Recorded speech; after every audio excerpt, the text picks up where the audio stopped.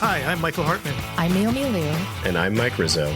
And this is OpsCast, a podcast for marketing ops pros and RevOps pros.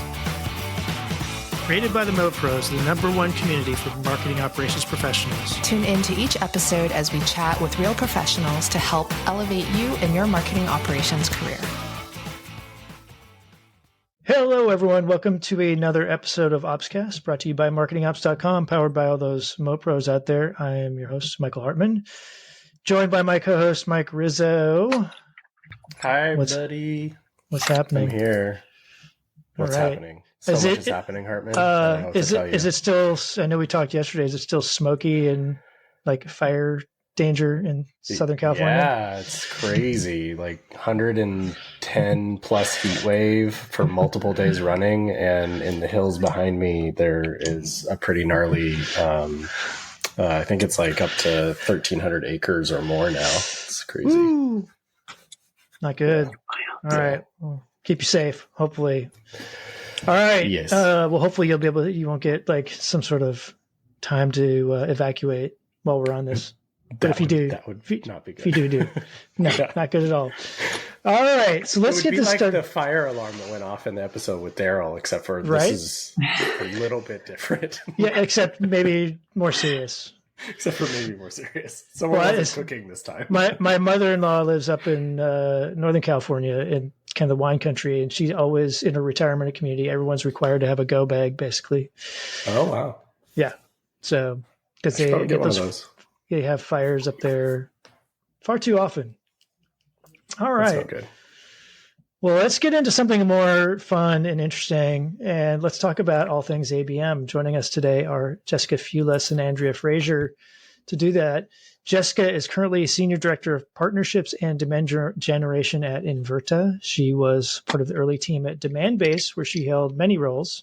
With companies large and small, she's focused on demand generation, field, customer, and partner marketing, and how all of those functions can help acquire and retain customers in concert with their sales counterparts.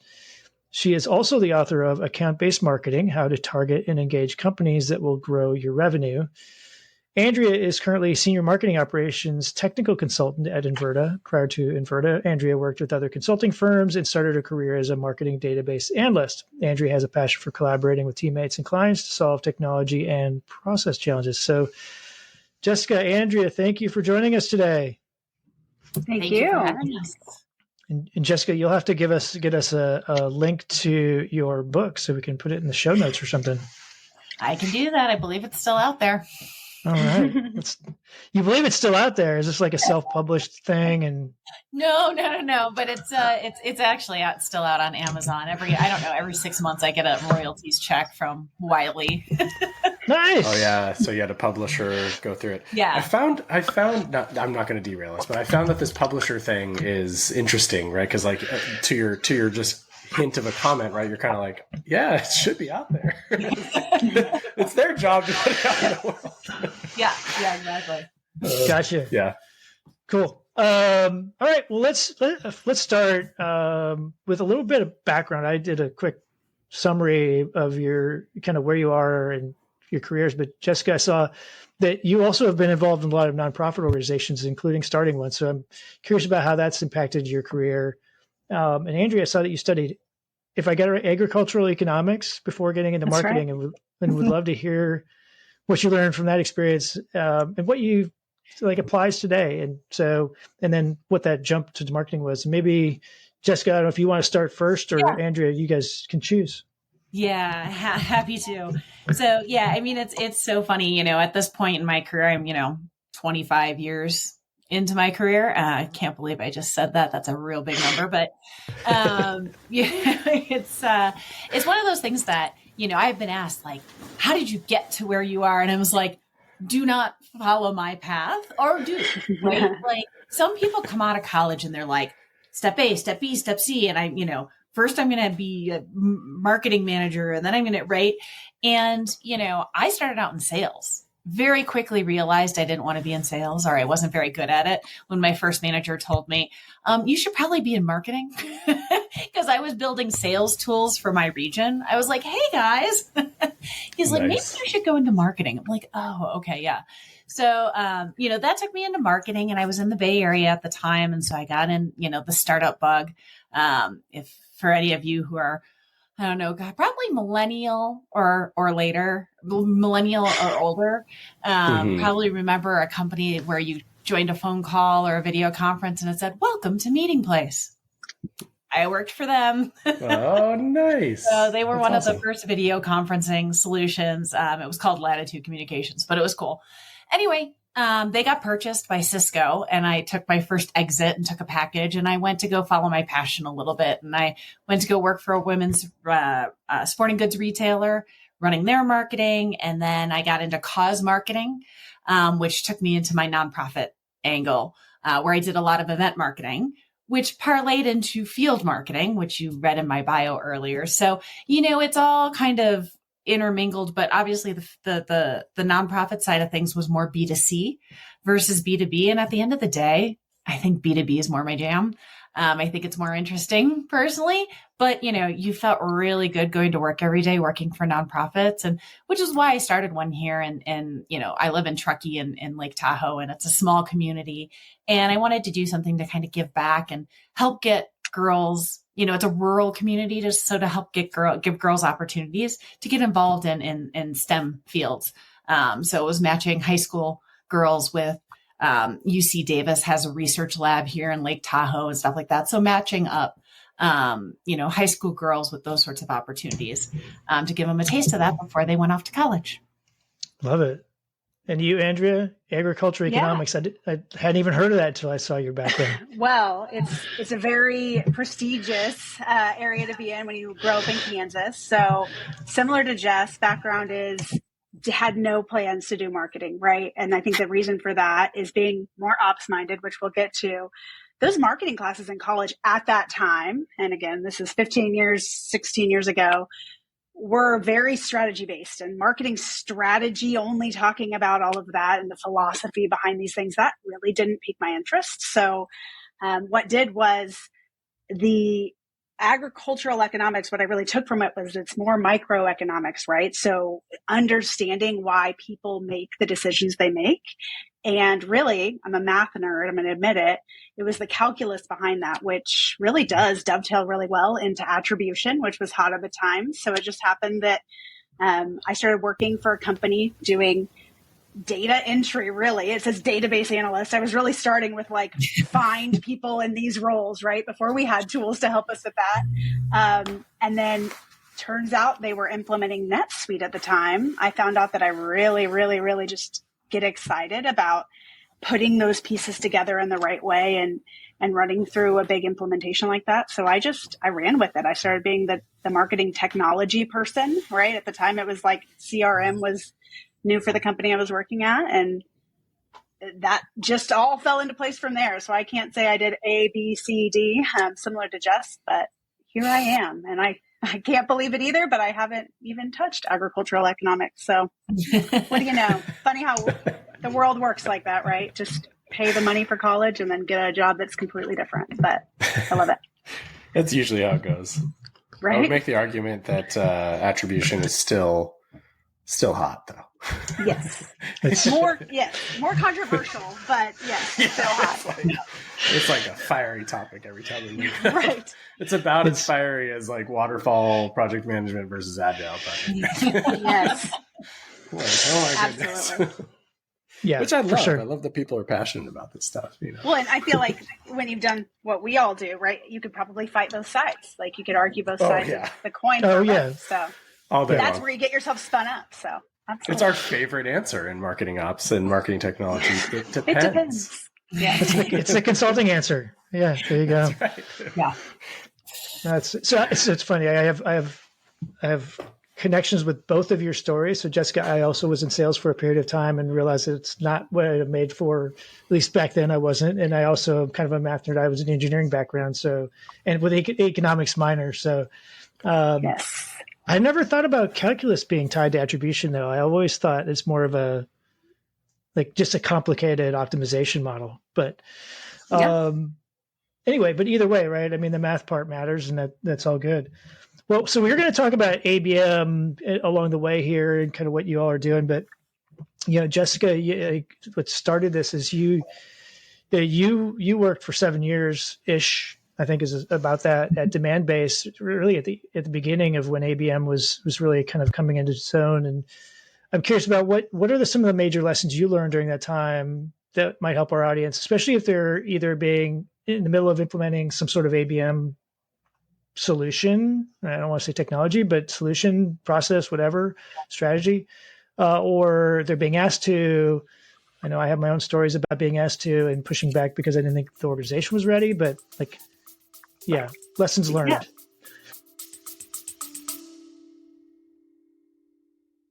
Hey everyone, Mike Rizzo here, CEO of MarketingOps.com and co-host of OpsCast.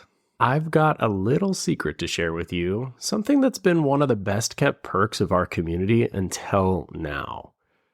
At MarketingOps.com, we've built a hiring program that's changing the game for marketing operations recruitment, and we're finally sharing it with the world. Our community is over 22,000 strong, and within that, we have over 4,400 members who are actively and passively seeking new opportunities. These are seasoned professionals with skills and experience spanning platforms like HubSpot, Pardot, Marketo, and so much more. Plus, we can help you fine-tune your outreach, targeting exactly the right candidates by region, years of experience, seniority level, or even agency experience. But here's the real cherry on top. When you hire through our program, your new team member gets a free membership or a virtual ticket to our annual conference. From day one, they're not just stepping into a new role, they're getting access to the training, networking, and support they need to hit the ground running. So if you're ready to unlock this incredible opportunity, it's time to let this secret out. Visit marketingops.com and find your next star teammate today. Thanks for listening, and as always, keep optimizing. Yeah, it's funny. Two main things that I think a lot of people skip over that I think are really important are 1, alignment, and 2, readiness, right? So just like you just said, and I think, the alignment side of things, everybody talks about sales and marketing alignment, right? Yes, that is true, but alignment it needs to be more universal across your organization if you're truly doing account-based marketing. Now, one could argue we misbranded account-based marketing, right? Everybody's trying to well, it's not really ABM, it's ABX or it's ABE or it's, now it's AB account-based go-to-market. I've been seeing whatever the case, the sentiment is the same.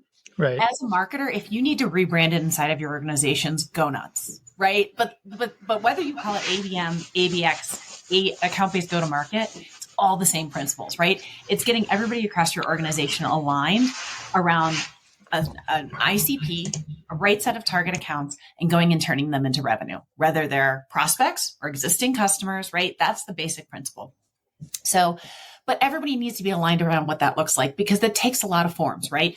Most everybody's seen the classic pyramid of 1-to-1, 1-to-few, 1-to-many, right? If you're talking to sales, typically they're thinking, 1-to-1 ABM, my account is going to get all the love, right? If you're talking to most marketing organizations, they're thinking more 1-to-many because it's a sharper form of demand gen. It's a little bit more focused. It's a little bit more repeatable and a little bit more predictable, right? And so if you go into it that way without that alignment on the definition, that's a problem.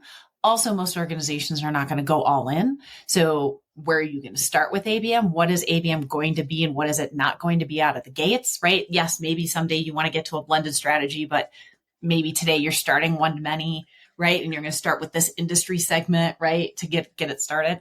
So, I think really having that alignment is good. And then the readiness. And that's really where your MOPS counterparts come into it, right? Because everybody wants to go straight to, okay, we're going to go buy 6 sensor demand base and then we're going to be doing ABM. Guess what? You are not. ABM technology is not an ABM strategy. We've actually been having this conversation internally recently because it still's coming up. It's like, how is this still a thing? I'm like, we know better by now, don't we? But a lot of people, they buy these ABM technologies and they go, it doesn't work. And then they blame the salesperson for overselling the technology. And guess what? I don't actually think, yes, maybe the salesperson did oversell. That's their job. Their job is to bring in revenue. It's your job as the consumer, buyer beware. It's your job as the consumer to do your due diligence, to like, do your own research, double check their claims, work your network. Somebody else out there has been a customer of this product. So validate what the salesperson's saying, right? And, also, you need to have a strategy for it. You need to build use cases. How are we going to use this? And build a strategy before you ever purchase the technology, not after, but before. So I think those are some of the things, and the data that comes along with it too. Do you have the data? Is your data ready for an ABM strategy? So that's a lot. So good. So many nuggets. I just want to like go back and put them on repeat. Like that's the whole episode. Mike, you beat me to getting off mute. Sorry. This is why Andrea and I get along so well, because I'm like, oh, it just drives me nuts. I'm like, they did what? Oh no. Exactly. But because constantly on LinkedIn, you see somebody out there bashing Sixth Sense or bashing Demand Base, or back in the day it was Terminus, or whomever else, and it's like, is it really the technology's fault, or is it your lack of strategy that caused it not to succeed for you? And I would say at least 75% of the time it's the lack of strategy. And I learned that when my last year at Demand Base, I ran customer experience. So I was very hands-on with our customers and understanding what was going south. And yes, I would say 15% of the time, 20% of the time, there are very legitimate, like, hey, your product doesn't work the way we need it to. Got it. Cool. That's fair. Right. But most of the time it was that they didn't have a strategy for it. And they handed it to somebody in MOPS and said, go figure it out. And the MOPS person said, well, I installed it and I connected all the integrations. And so I did my part, and nobody thought about the strategy, the change management, the enablement, like all the things that went along with it. And then they were like, well, this is a hunk of junk and my CFO wants ROI and I can't prove it. So we're going to churn. Mm-hmm. So I'm just curious in readiness. This just occurred to me, both from an experience that popped in my head, but also as you were talking, like, is part of readiness also tied to what you were just describing, right? Having the right resources available to do that ongoing maintenance and support and evolution of the solution over time. Because I think I've seen that's been a failure too, right? Where maybe the solution would work, but people sort of set it once, don't really plan on changing it. And then it never really, like, then they wonder why it's not, like, I saw it being used to try to be used for like lead scoring on individual people. And I was like, isn't that like not what it's supposed to be for? Yeah. Yeah. I mean, it's one of those things you need to constantly evaluate and evolve. And it's also, because out of the gates, it's not going to be perfect. So like when we work with clients, we're like, we are not going to knock your ABM strategy out of the gates at step one, right? First, we got to try something, figure out what's going to work inside the confines of your organization because of your corporate culture, because of your skill sets, because of all those things, right? Then we're going to tweak it. And then you just like, you hear people talk about you need to reevaluate your target account list semi-annually, if not annually, if not semi-annually. Make sure it's still appropriate. Make sure it's still relevant. Right now, we're seeing a lot of people reevaluate their entire ICP because of, the last 2 years have been tough. Nobody's hitting their pipeline numbers. Nobody's hitting their revenue numbers. So it's like, wait a second, are we trying to sell to the wrong audience? So they're doing a lot of that evaluation. And so, yeah, it constantly needs to be reevaluated, innovated upon, and those sorts of things. Otherwise it gets stale and it loses its effectiveness. Andrea's over there like nodding her head vigorously. Yeah. So I'm like, this is what working with Jess is like. She just lays it down, right? But no, I completely agree. From, the MOPS perspective, there are those requests that you get that someone just says, all I need you to do is just plug this tool into this other tool, right? And I think most people who have worked in this world know that it's never just that easy. That if that were the case, now think about how easy our jobs would be. But, making sure we really understand use cases is, I think, the most important, because gone are the days, right, where you're going to implement a tool and you're going to set it up exactly like the documentation online tells you, and that's it, and you're done. Like, that's not a thing anymore. There's so many more tools. It has a lot to depend on other tools that are in your tech stack, what else you might be doing. And so it's not really a realistic expectation that you're going to go in, set it up, and walk away. I think it's really important to just understand, like, what are the use cases we definitely know right now? Okay, let's pick either all of them or some of them and go in, and to Jess's point, from there, see what you're seeing, evaluate, iterate, and continue from there. I think it's like ABM is such an interesting thing. I guess I have one comment and then a question to add on. The comment is, and I won't name which company it is, but I was speaking with their head of customer success, and it was one of the big ABM players. And what was amazing to hear from them was their most successful customers, and Jessica, perhaps you can sort of head nod to this or challenge it. But their most successful customers were the ones that had MOPS at the helm of running a strategic implementation. And they had a dedicated person to really make that product work. Again, I won't name it, but do you find that in your engagements today and your experiences of the past that having that MOPS person that maybe isn't just I connected the two, like driving that strategic implementation is where you see success? And then I'll add a follow-on after that. Yeah. So, and Andrea, I definitely want you to pipe in here because we were talking a little bit about this yesterday, but, yes, there's like the junior level MOPS person that's responsible for implementations and integrations and those sorts of things. But having a true MOPS business partner, I think, is a CMO's best friend. And I'm not trying to pander to the crowd here. I really, truly do believe that. It's Somebody okay. who's really there. Pander. I'm just kidding. It is like at least the 20th time that someone has said some tagline similar to that over the last 3 years that we've been recording these episodes. And it is just great because that's what we want to keep hearing. So. Yeah, because, when you think about things like the strategy, okay, it's like, great, we have a strategy, but it's going to require change management. Well, who in an organization actually has change management in their title or in their job description? No one. Where does it typically come from successfully? Typically is from the MOPS organization. When you have a strategic business partner that's leading MOPS, right? That has that kind of skill set, that kind of function within their org, right? Mm-hmm. So I think that is, to me, but most organizations don't have that level of MOPS person. Not most. Yeah.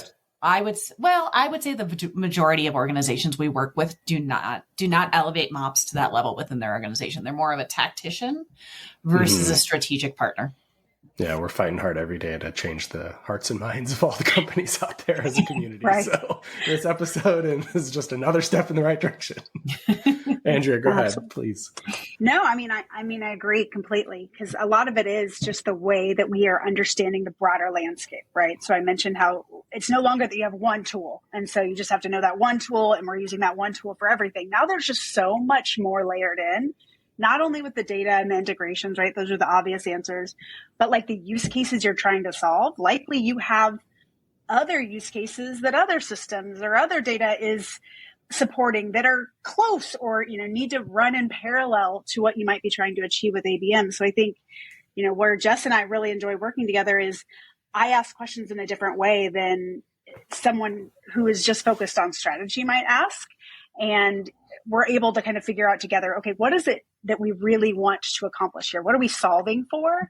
And then we can figure out what the steps are to get there. But I think that's the biggest mindset shift that you have to have is like, it's not a series of steps that you're just going to click, click, click, click, click, and done.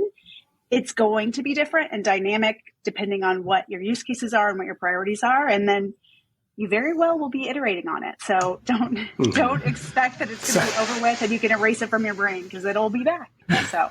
Yeah. No, it sounds very similar to the career paths that we all took to get to MOPS too.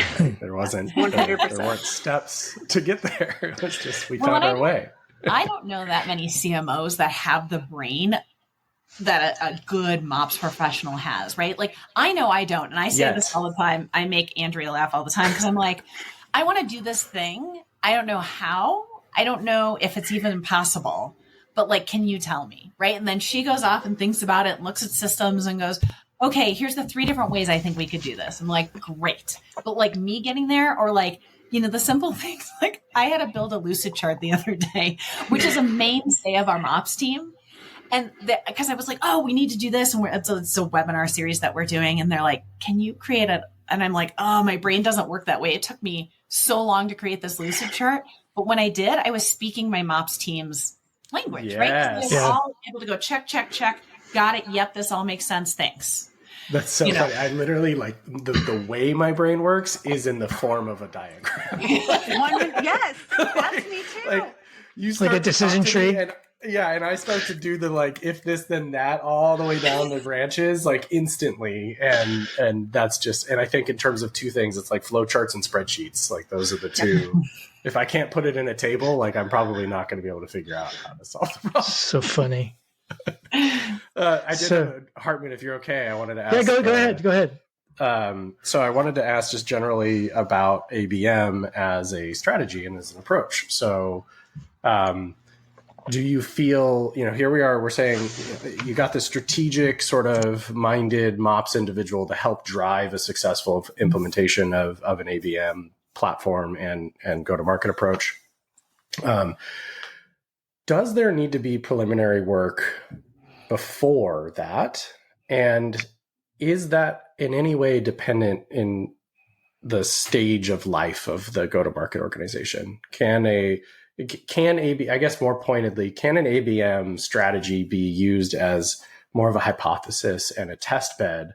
Or is it better suited for, hey, we're pretty solid on our ICP and now we know we need to do this approach? Which one do you think is, and is it, it depends. It's okay, I guess.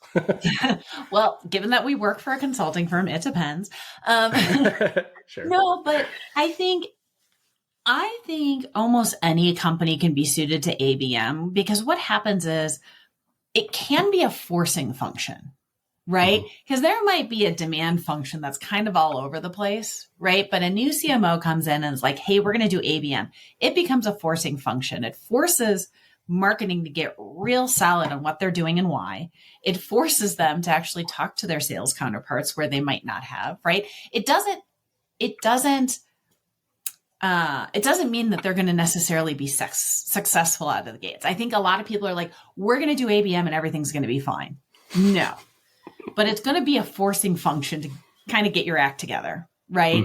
Now, if you don't take that approach and you don't think of it that way and you're not strategic and methodical about that, it can still go off the rails. And if you don't have simple things like a lead management system or you don't have a demand funnel, right? You got to get that fundamental stuff in place before, an ABM program is not going to fix those fundamentals not being there, right? Yeah. So I don't know. I feel like I kind of talked in circles a little bit there, but I do think there's fundamentals of marketing that need to be in place in order for ABM to succeed. But as long as those fundamentals are there, ABM can be that forcing function that can tighten up the sales and marketing function within an organization. Yeah, I think translating that, I mean, Andrea, you probably would translate her better than I would because you work alongside her. But I think in my head, the way I interpreted what you were saying is this idea of, having the foundational layer to catch, let's just call it catching the data, right? Like if you don't have a way to catch all the data and then try to understand what's working or not on the demand side, right? There's probably very little opportunity for you to decide if ABM is working for you or not. Because regardless of how aligned you suddenly are on who your ICP is and who you want to sell to, if you can't measure it, it's probably not going to work. That was how I sort of interpreted what you said, and that makes sense to me. Anyway, Andrea, anything to add? I would interpret it the same way. And I think, back to the idea that you don't have to solve it all at once, right? So I think sometimes there's this idea of like, oh, we're not ready. And like sometimes there's real reason, like Jess said, I do think having lead management in place and a demand funnel in place, like those are foundational things that's just going to help you with the change management piece, which we pointed out usually doesn't have someone whose role is specifically that. But I think it's good to go with it. I'm always a big fan of like having realistic expectations, right? And part of that with ABM is crawl, walk, run definitely applies here. You can be doing ABM in like a tiny little test pilot, like Jess said at the beginning. Maybe it's just a certain industry or vertical that you're going to do something in. Maybe you're just really going to support 2 key use cases that your company really needs to solve for. And you think ABM and using an ABM platform might be the way to achieve that. I think I think that is relevant. And I think that is important for people to know, because until you try, you don't know if it is going to work, right? So I think it depends is a fair answer here, but I lean towards go ahead and try it, assuming most people have some sort of demand funnel lead management process in place. Nice. Yeah. Awesome. So I mentioned it earlier, right, that I've been in places where I've been asked to quote, do ABM. And what that was really meant was someone was asking me to go buy some technology. And I was kind of reticent in most of those cases for a couple of reasons, mostly though, because I didn't think the organization was ready. And so my approach to that with them was, and the pushback was, I'm all for doing, targeted account selling and marketing, right? This is kind of another way of saying it. Mm-hmm. And I said, but I don't think we need to go buy new technology for that. But if we're going to do it, like, I think we can make it work with our marketing automation platform and our CRM and some manual work. But I need you to get together and to identify those target accounts, right? That's the starting point. And they couldn't do that, right? So, but let's say you get past that and someone says, okay, we're going to get some sort of technology because we want to be able to do it at scale. We can identify the target accounts. How do you operationalize that so that you can take advantage of the crawl, walk, run kind of concept of going first? But also, this is a thing I ran into, a similar scenario I think that I've run into before, where like people want to do lead scoring. And you get this stress about coming up with the lead scoring model because people believe that it's the one time and only time they get to do it, right? Whereas I believe, like, do what you can as well as you can. Don't be frivolous about it. But there's a point where you go like, okay, more discussion about it and tweaking of that model is not going to really make much of a difference. Let's go try it. And then let's see how it works and then adjust. And it feels like, I think you both have said something similar in how you would approach an ABM technology implementation as part of a strategy. Anyway, long-winded way of saying like that operationalization piece of it. Like, how do you get started? How do you turn that into a recurring process where you're evaluating it? And what's kind of resources you need? Did you want to start, Andrea, or? Yeah, I mean, I guess for me, it just still comes back to like aligning on those key objectives, right? Like that's number one. But as far as like going forward and operationalizing it, all those steps that I kind of laughed at earlier about setting up integrations, like those have to be done, right? And you just have to start to see what the tools are offering you. So usually it's a lot of intent data, right? And really understanding what that means and helping. A lot of it is, I feel like at the beginning, and Jess, feel free to jump in or disagree, but it's a lot of education at the beginning and making sure that throughout you're educating and reminding everyone what we're looking at, what we're trying to achieve and what we're not trying to achieve. I think that is something that, like, it's really easy to say, oh yeah, we had a kickoff meeting and we explained what this means to everyone and we're all good. Now we're moving forward. Yeah, but did that land? Did they really understand what that means? Did they know what intent means? Like, and so I think for me, like that's, as far as the first step in operationalizing it, there's a lot of education there. There's a lot of just trying and educating of yourself, right? Because every tool is a little bit different. And we all know words in some of these tools are strange. They might not mean what you think they mean, like the campaign object, things like that. All of that is true with ABM tools as well. So I think, I don't know, as far as the first step in operationalizing it, yes, turn it on, but don't underestimate that education piece that you're going to continue to repeat and come back to, and the alignment piece that you're going to come back to over and over and over until you're at the quote unquote finish line that doesn't exist, because you're going to be iterating again and expanding on it. So, well, and I think it's the development of the use cases that are so key, right? Because I mean, the promise of these technologies are huge, right? And there's a lot of things you can do with them. Once again, when you look at your entire tech stack and where do they fit in, that could be a whole nother podcast, right? Because we can talk about, just having, a tech stack versus a connected ecosystem that's working together, right? That's to me, very different things. And where does your ABM technology fit into it? And, how do you rationalize the features and functionality of each to make sure that there's not duplication of efforts or identify those gaps and those sorts of things. But long story short, though, is if you just say, here's the tool, go use it, that's rough. But if you can say, hey, okay, first we're going to use it for these 2 use cases that impacts these other 2, technologies that plug into this. And here's how they now work together versus how they used to leverage it. I mean, it was as simple as one of my clients, they used to start all their segmentation in Marketo for every campaign, Marketo.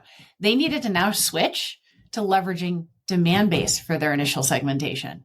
That was a huge change management shift for them, right? To get everybody to think that way. And we're starting at the account level and we're starting in demand base.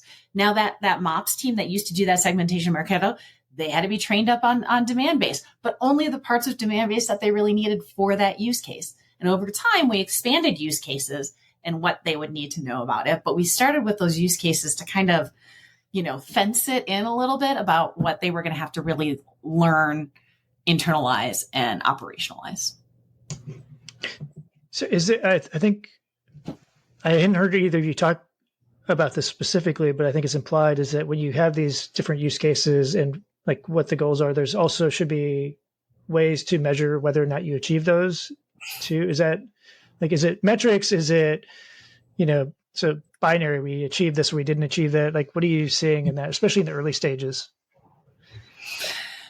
I think the early stages, if there's one thing everybody should walk away with, is define what that is.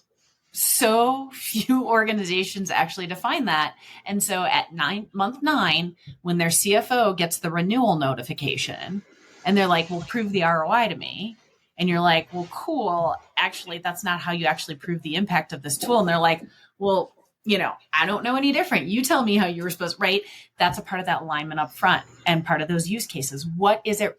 Show the impact. It's not always ROI. I know every CFO and their, wants a true ROI number. It's not always ROI, right? Saying that sales is getting intent insights, you can't prove the ROI on that, but you can show impact. You can show impact that, hey, if they were seeing intent for accounts that they showed intent for closed, 1.75 times more often than those that weren't showing intent.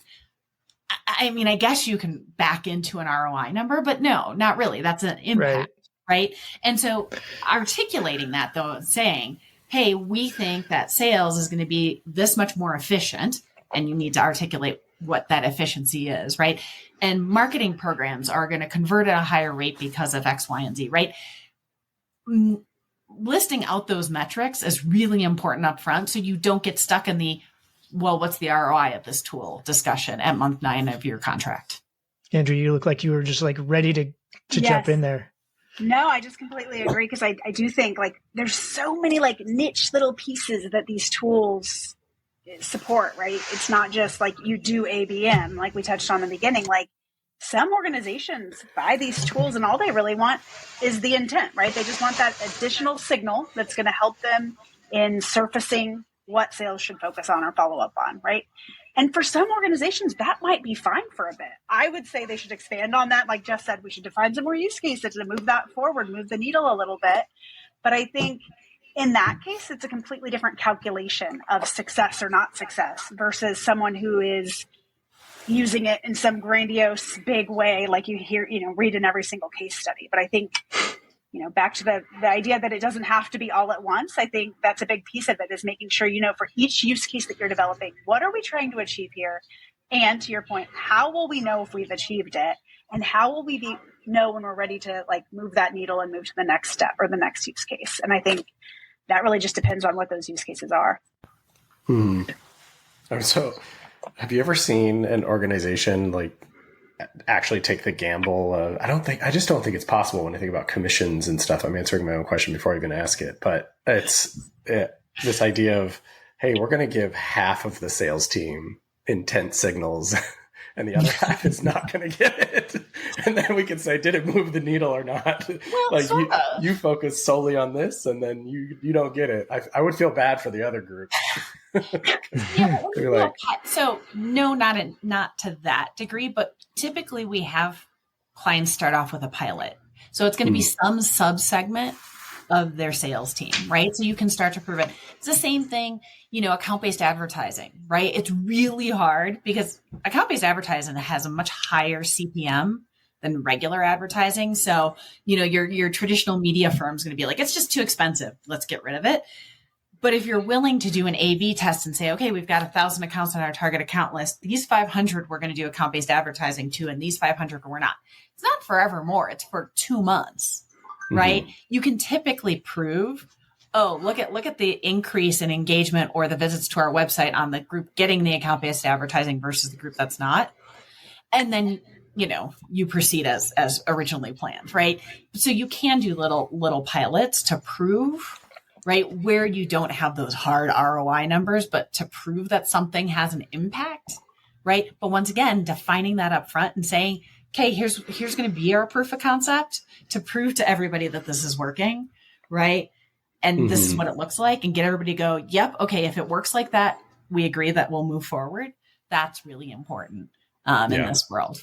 Well, I think your point of pulling in, like, if you get to the point where renewal is happening on a piece of technology and the CFO is questioning it, you are already in a really sort of an upstream position, or swimming upstream kind of position, because if you do that up front, like, this is how we're going to measure it and how we're going to know if we're successful. And you get your CFO or head of finance, whatever that person is that you work with from a finance standpoint, get them to support that. Yes, that in fact will be enough for us to go, yeah, it makes sense.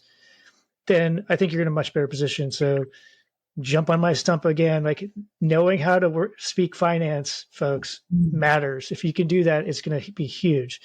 And that doesn't have to be ROI. They know that some stuff can't be measured that way, but they want you to try. Right? They want you to at least put the effort in. Yeah. So, because it's like, you should be thinking about okay, I'm going to stop because I could go on a rant and I don't need to derail us.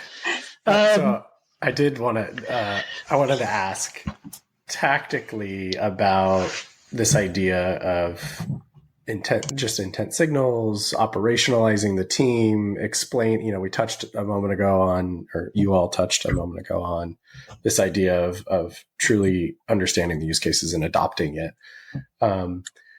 Do you find that I'm really just totally curious, like, do you find that there's a risk sometimes of almost like, I'm going to use the term spoon feeding the next step versus getting the team to take some of that data and think critically about how to operationalize it? I guess contextually, right? If I'm seeing an intent signal, is it my job as this person helping with ABM to say, and here's the next 3 messages you should send, or here's what you should glean from this information I've just shared with you, and you should run with it on whatever way you want from there? Like, which camp do you fall in there? Like, I feel like you run the risk of over spoon feeding a team, like, the next steps. And now they're like the dog, that is a rude way to describe it, but for painting a picture, it's the dog that you fed that wants to follow you around. Right. And of course they're not going to do that because they're savvy business professionals, but you just want to strike that balance, right? Of like, okay, how do you tactically operationalize around this stuff? I would love to hear what you normally do there. Jess, you want to take the first step? Sure. So that, once again, I think this is where, no 2 ABM strategies have ever been the same, right? And you have to look at the organization and what the organization expects and needs, right?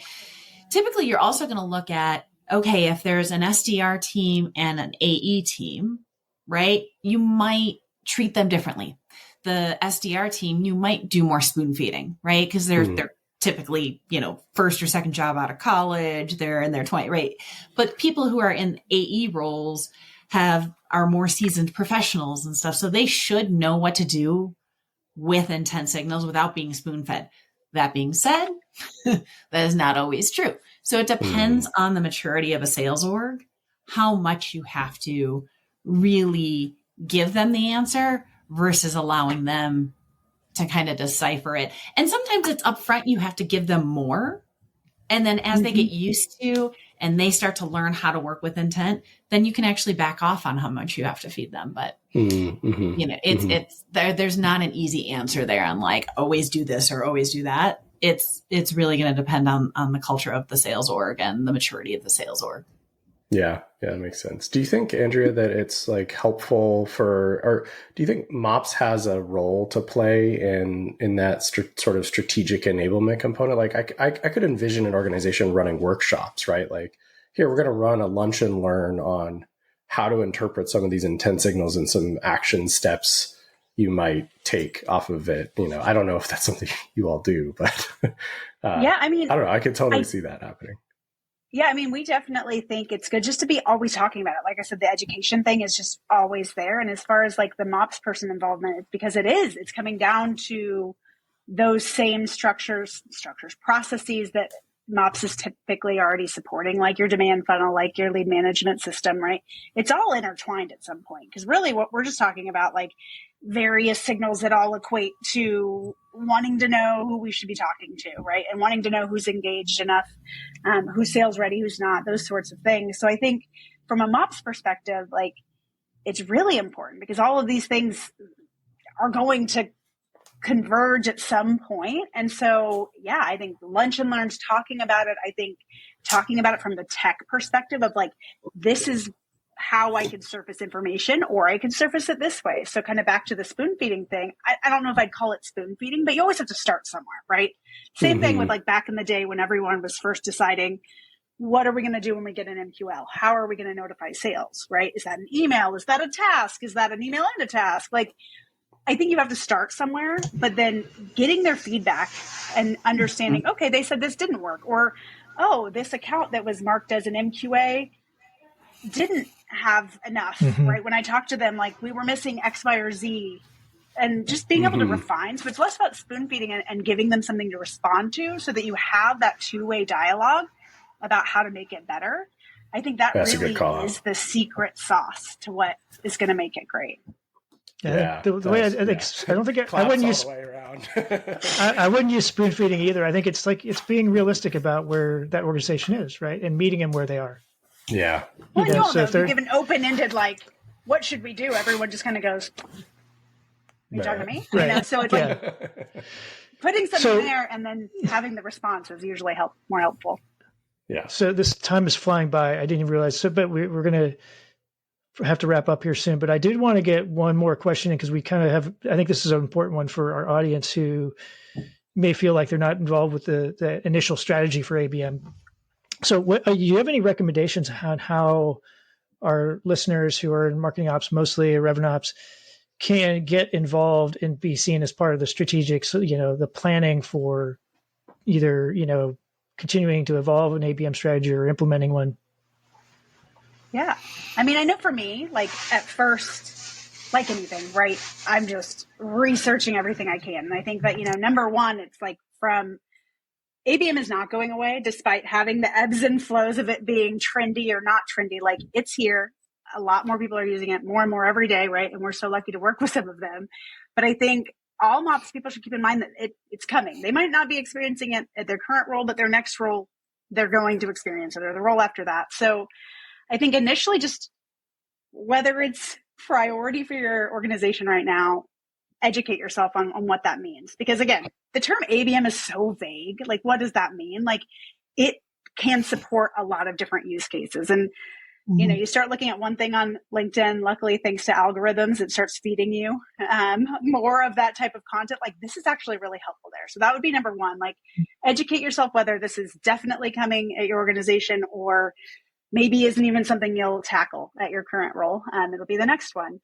The next piece is like doing what MOPS people are good at to begin with, which what I think is like the secret sauce to being a good MOPS person is asking the hard questions, not just saying, yes, thank you for your request, I will execute it, right? Asking, what are we trying to achieve here? Is the goal for sales to decide what to do with it? Like the question you asked, is the goal for sales to decide what to do with these signals? Or is the goal for us to only tell them when something is like at X point, right? So really just getting that clarification and constantly asking those questions. I think, at first when I, was coming up as a baby MOPS person, I don't know what the name would be, a juvenile MOPS person. You feel like you're being the squeaky wheel because, you're the one that's saying, have we considered this or what about that? And I think it's really honing in on that skill and flipping it around and being the person who's like, asking that in a more productive way that helps others see you as someone who can think about strategy. I think for so long people are like, oh, we won't talk about strategy because the MOPS person's in the room. That's not the case. I think you really have to use that muscle of asking questions and asking the why behind what they're trying to do.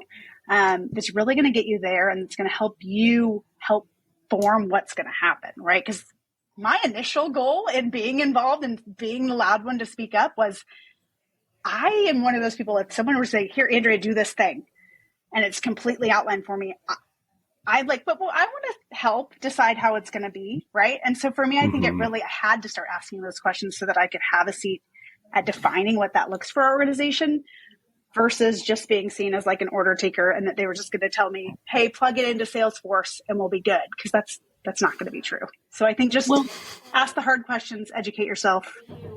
And I think those hard questions have oftentimes painted MOPS people as kind of the buzzkill in the room, right? And they're not. If you actually bring them to the table up front and let them ask their questions and let them be a part of the solutioning, right? Your solution, your strategy, your execution is just going to be that much better because they've asked all those questions up front. And so you're not going to go down a path and then have to backtrack and do something different because everything's been thought of up front. So if you're a demand gen leader or a CMO listening to this, bring your MOPS people to the table up front.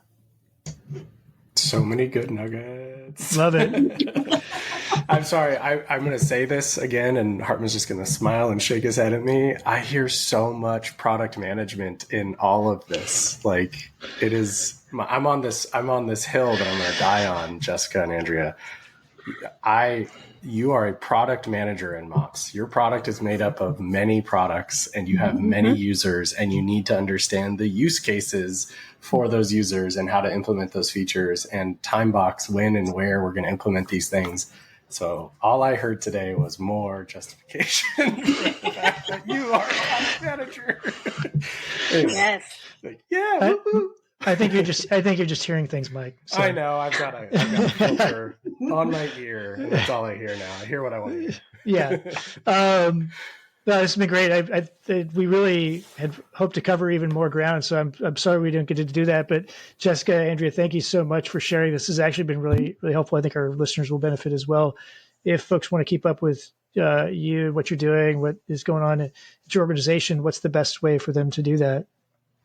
Inverta.com is really, we've got, we put out lots of fun marketing campaigns, educational marketing campaigns. Our most recent was Who Killed ABM? Who Killed ABM? As you can tell by today, we don't think ABM was killed. By the time this actually airs, the storyline, the secret storyline is she actually faked her death because everybody was doing it wrong. So Nice. I like it. Definitely check out that campaign. It's been awesome. Yeah.